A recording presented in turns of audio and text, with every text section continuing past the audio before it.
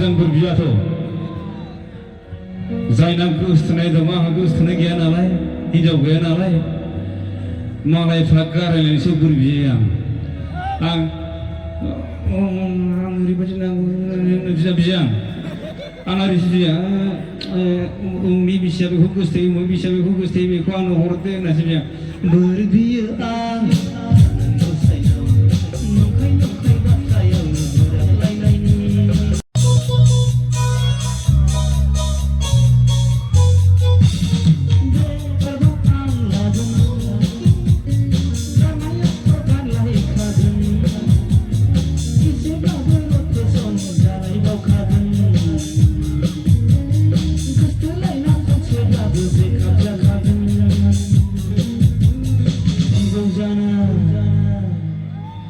खनसेबाबो रोंबोखाथारगोन